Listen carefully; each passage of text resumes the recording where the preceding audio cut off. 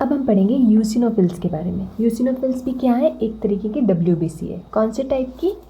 Granulocytes. इसके भी cytoplasm में ग्रैन्यूल्स होते हैं। अब इसके ग्रैन्यूल्स कैसे होते हैं? इसके ग्रैन्यूल्स होते हैं कोर्स, लार्ज ग्रैन्यूल्स होते हैं। हमने जब न्यूट्रोफिल्स को देखा था तो उसके ग्रैन्यूल्स छोटे छोटे थे, और अब यूसिनोफिल के ग्रैन्यूल्स लार्ज हैं, बड़े बड़े ग्रैन्यूल्स हैं। इसका साइज़ कितना होता है? 10 to 14 माइक्रोन। और ये कितने दिन जीते हैं? 7 to 12 डेज। न्यूट्रोफिल्स कितने दिन जीते थे? 2 to 5 डेज। अब इनकी स्पेशलिटी क्या है? हमारी सारी WBCs किसी ना किसी सेल को डिस्ट्रॉय करने के लिए ही काम आती है, डिस्ट्रॉय करने के काम आती है, या फिर हमारे इम्यून सिस्टम को स्ट्रॉन्ग करने के काम आती है। तो ये यूसिनोफिल किन सेल्स में स्पेशलाइज करते हैं? ये एक तो एलर्जिक डिसीजेस जो हो जाती है वो, और जो पैरासाइटिक इन्फेक्शंस होते हैं उसमें से भी जो हेलमेंट्स होते हैं, हेलमेंट्स वाले जो वॉर्म्स होते हैं उन पे स्पेशलाइज करती है। जैसे ये वाले जितने भी वॉर्म्स होते हैं इनमें स्पेशलाइज करते हैं यूसिनोफिल्स, और बेसोफिल्स भी हेल्प करते हैं, पर यूसिनोफिल्स ज़्यादा अच्छी तरीके से हैंडल करते हैं इनको। अब इनका न्यूक्लियस कैसा होता है? बाइलोब्ड, बाइलोब न्यूक्लियस होता है। हमने न्यूट्रोफिल्स को देखा था कि वो मल्टी लोब थे, बहुत सारे लोब्स थे उसमें, पर यूसिनोफिल में 2 ही लोब होंगे, और वो भी कैसे होते हैं? स्पेक्टेकल शेप, चश्मे जैसे दिखेंगे। अब यूसिनोफिल की क्या प्रॉपर्टीज़ है?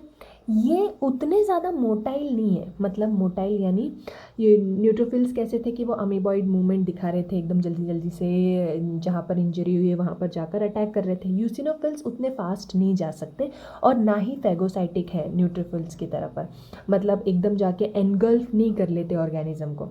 ये मारते हैं पर इनका तरीका अलग है। तो न्यूट्रोफिल्स जैसी ये वाली प्रॉपर्टी नहीं है।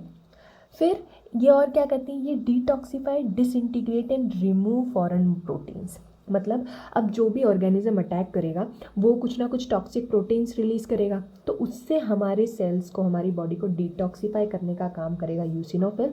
फिर उन प्रोटीन्स को तोड़ भी देगा और निकाल भी देगा बॉडी से, रिमूव भी कर देगा। फिर अब टोटल WBC का कितना परसेंट होगा यूसिनोफिल? सिर्फ 2 to 4% की यूसिनोफिली मिलेगी आपको टोटल WBC में।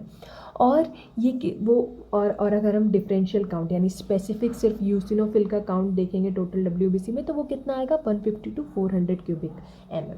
अब देखते हैं कि ये ऐसा क्या क्या सिक्रीट करेगा जिसकी वजह से ऑर्गेनिजम्स मर जाएंगे। तो सबसे पहले तो ये एंजाइम रिलीज़ करेगा। एंजाइम कौन सा? Eosinophil peroxidase. अब परऑक्सीडेज, जहाँ पर भी ये परऑक्सीडेज या फिर प्रोटीनेजेस या फिर एंजाइम्स की बात हो जाती है जो कि WBCs रिलीज़ करते हैं, तो ये स्पेशली माइक्रो ऑर्गेनिजम्स को ही डिस्ट्रॉय करने के लिए होते हैं। तो ये क्या क्या डिस्ट्रॉय करेगी? जो एंजाइम यूसिनोफिल रिलीज़ करता है उससे वो क्या क्या डिस्ट्रॉय कर देगा? बैक्टीरिया, हेलमेंट्स और ट्यूमर सेल्स को डिस्ट्रॉय करेगा। फिर यूसिनोफिल 2 तरीके का प्रोटीन रिलीज़ करता है। अब एक प्रोटीन है मेजर बेसिक प्रोटीन। अब ये वाला प्रोटीन जैसे ही अगर हमें किसी वॉर्म ने अटैक किया है, पैरासाइटिक वॉर्म ने अटैक किया है, तो ये बहुत ज़्यादा ही एक्टिव हो जाएगा, ये वाला प्रोटीन एक्टिव हो जाएगा। और ये एक्चुअली ये वाला प्रोटीन करता क्या है? ये उनकी अब उन वॉर्म्स के ऊपर जो कवरिंग होती है, ये उस कवरिंग को ऐसे फुला देते हैं।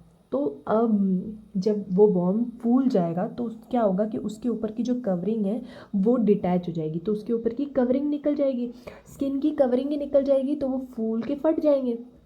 तो ऐसे ही ये उस ऑर्गेनिज्म को मार देते हैं।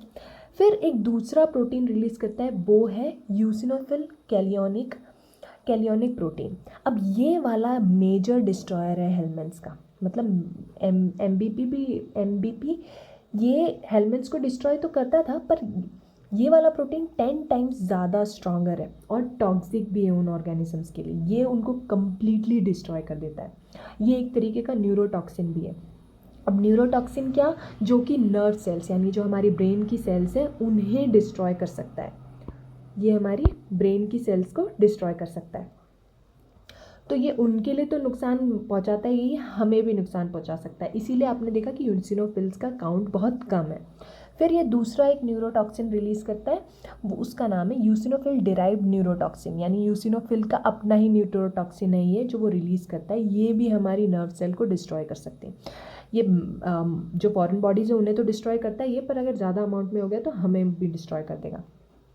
फिर साइटोकाइंस, ये 2 साइटोकाइंस रिलीज़ करता है। साइटोकाइंस क्या है? ये सिग्नलिंग प्रोटीन्स है। सिग्नलिंग प्रोटीन्स क्या काम करते हैं? जब भी हमारी बॉडी में किसी चीज़ का अटैक होता है तो सबसे पहले न्यूट्रोफिल्स और मोनोसाइट्स तो चले जाते हैं, बट उसके बाद में बाकी सेल्स जो एक्टिवेटेड नहीं है उन्हें भी तो उठाना पड़ेगा।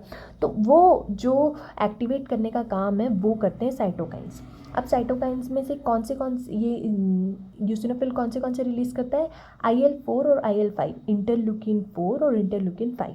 ये क्या करते हैं? ये जो इंफ्लेमेटरी रिस्पॉन्स चल रहा है बॉडी में, किसी भी चीज़ का अटैक होगा या फिर कोई इंजरी होगी तो सबसे पहले वहाँ पर सूजन आ जाएगी, रेडनेस आ जाएगी, तो इनडायरेक्टली इन्फ्लामेशन हो जाएगा। तो उस रिस्पॉन्स को ये दोनों बढ़ा देते हैं और फिर उसके बाद में उसके साथ साथ थोड़े जो ऑर्गेनिजम्स इन्वेड कर रहे हैं, घुस के आ रहे हैं, उन्हें मार भी देते हैं। Okay, thanks for watching.